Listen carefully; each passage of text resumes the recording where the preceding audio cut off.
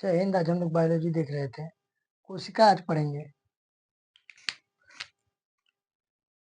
जैसे देखिए, कोशिका को दो भागों में बांटा गया है। कोशिका को दो भागों में बांटा गया है। दो भागों में बांटा गया है। पहला है प्रोकैरियोटिक। प्रोकैरियोटिक।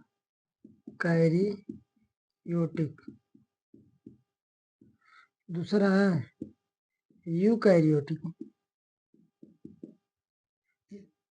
कोशिकाओं को दो भागों में बांटा गया। पहला है प्रोकैरियोटिक, दूसरा है यूकैरियोटिक।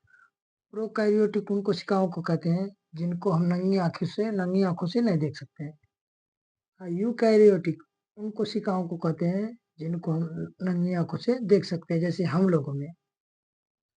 लोगों में यूकैरियोटिक कोशिकाएं हैं, हम लोग अपनी आंखों से देख सकते हैं। जो दिखाई दे, जो जीव दिखाई दे, उनके अंदर यूकैरियोटिक कोशिकाएं होती हैं।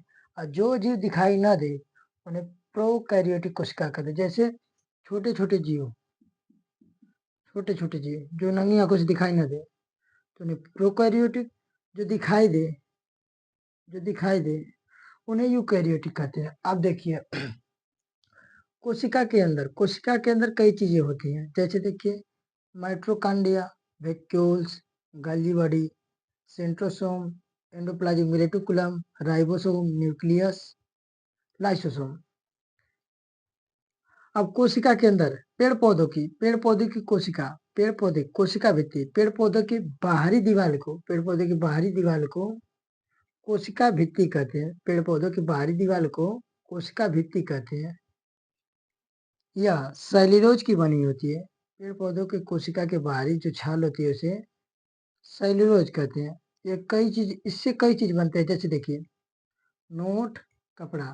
नोट, जो प्योर सेल्यूलोज होता है उसका नोट और कपड़ा बनता है। जीवाणु एक पादप होते हैं जिनकी कोशिका भित्ति पेप्टिडोग्लाइकेन की बनी होती है। कवक की कोशिका भित्ति काइरिन की बनी होती है, बहुत मजबूत होती है।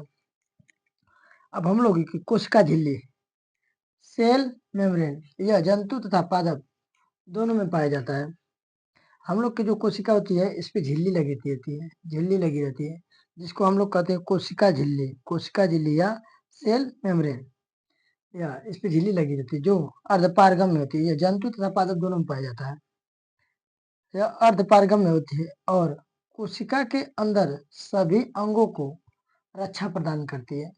ये जैसे मान के कुछ जरूरी जो हमारी कोशिकाओं को जो जरूरी होता है वो बाहर से अंदर जाने देती है, और जो खराब चीज होता है उसको जाने नहीं देती है। जय हिंद। अब कल पढ़ेंगे कोशिका के अंदर के अंगों को।